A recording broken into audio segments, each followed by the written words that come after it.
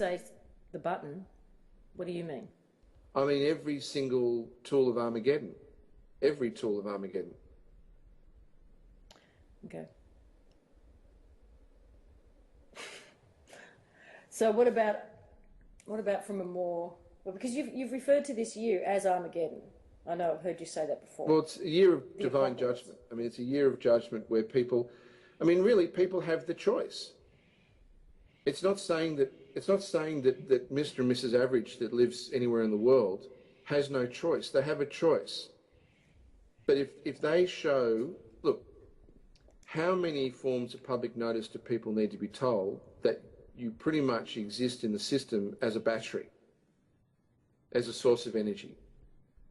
If you're not willing to wake up, if the thing that you're obsessed in is, you know, more online porn, more drugs, you don't care, then when the vast majority of people show that level of moronic stupidity, base animalistic stupidity, then, you know, it's like an election. If the overwhelming majority have spoken, then that's the mandate, isn't it?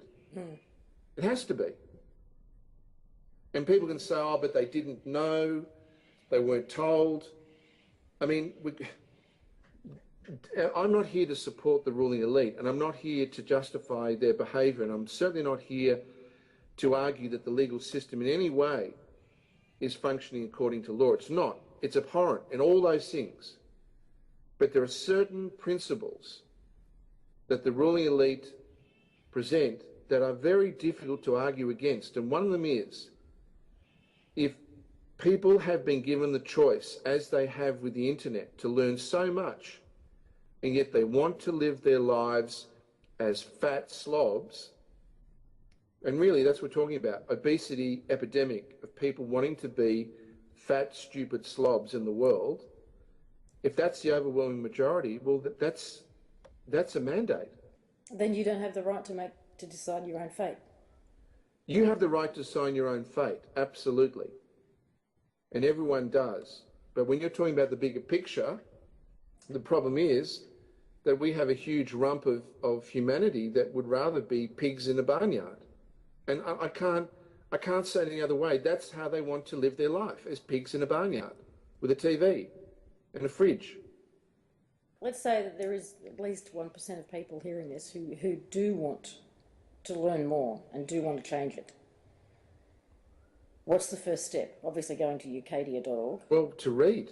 Yeah, I mean, please go and look at Ucadia, but there's plenty of information out there to become competent.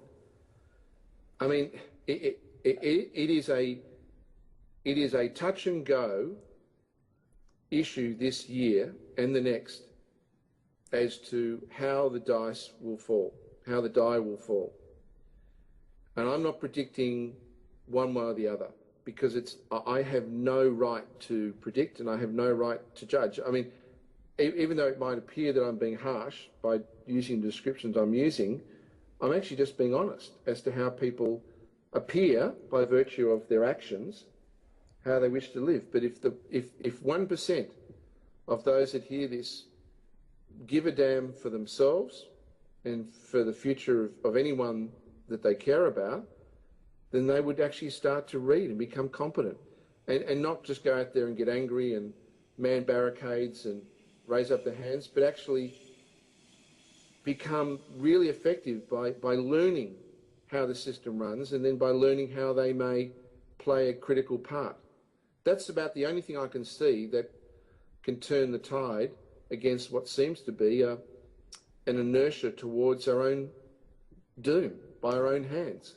If anyone doubts that the Roman cult are living by cycles, and that they see this year as the end of a particular cycle, wasn't World War II also the reset for a cycle? Of course it was. Absolutely. So explain that. Sorry, explain that a bit. Well, the cycles of World War II came about from, there were a number of astronomical events that went from effectively 1930s up to 1939.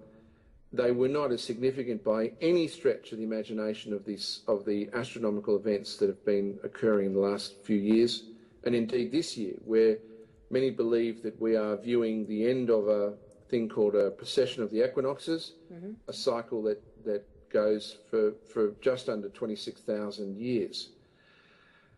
So to the Roman cult, these times represent major seasons and reset. In World War II, it was regarded that the timing corresponded to the cycle in the heavens. It also corresponded to prophecy that had been raised through Fatima, and it also corresponded to leaders in power that viewed it being the end of the world, literally, from the perspective of the covenant of the chosen people. That is, the prophecies of a group called the Ashkenazi, or the Knights of the Flame, that had written into their prophecy that a time would come where 6 would be sacrificed. They had interpreted that for 100 years of 6 million, but there's no evidence that it had to be 6 or 6 million. And that if that sacrifice and that period of tribulation, which they saw 1260 as being days, not years, then they could return to their homeland, which is a place that they never really lived in anyway, because they're not from Palestine, they're from Mongolia and the Kazakhstan and the Caucasus Mountains, but that they could form their own homeland, which ultimately became the State of Israel. So all of that was embedded within the planning of World War II. It was extraordinary events. In fact, there is evidence on a site called 1ONE-Evil that shows the foundation of the Pentagon on September the 11th, 1941, I think it is, September the 11th, 1941. Yes.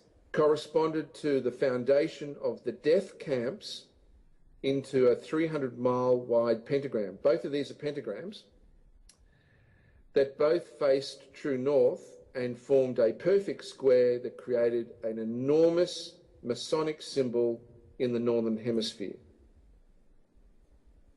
That's at one-ONE-evil.org, and you see the Vatican Jesuit Holocaust about what took place in World War II. Yeah, I've thought for a very long time that the establishment of Israel was one of the many end games for World War II. That was planned. There was no way that there was, in hindsight, an apology at the end of the day, which we were kind of told. And also, let's go into a little bit about the monetization of sin. Sure. Because I think that if people could look at the courts, when you go into a courtroom and you see a judge and you see the pomp and the ceremony, it's not much different to going to church on Sunday. Well, I mean, the ceremony of going to court, and I'm going to run out because I've probably only got about 10 to 15 minutes for this time, and if we miss things, we'll have to do it for the next one. Okay. But the concept of monetization of sin, which effectively is a concept of guilt. So this is a very, very important issue. I mentioned that the founders of the Catholic Church weren't the Roman cult. They were a group called the Carolingians, or the Pippins from France. Mm-hmm. And when they created what they believed was the root true nature of Christianity, they also reformed the law, and they called that sacré loi, or sacred law. And so within the sacred law, they identified the importance of honour, and they returned to the concept of honour price.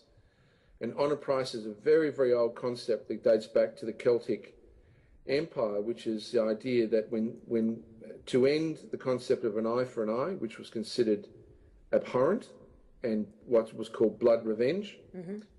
that people would pay a fine for the injury. So this was considered a step up in civilized law, that rather than people basically going outside and chopping your arm off because someone had their arm injured, that you would actually pay a fine. Well, they restored that. When the Roman cult took over, they didn't replace sacred law, they hid it, but they introduced a new type of law they called Salic law, which means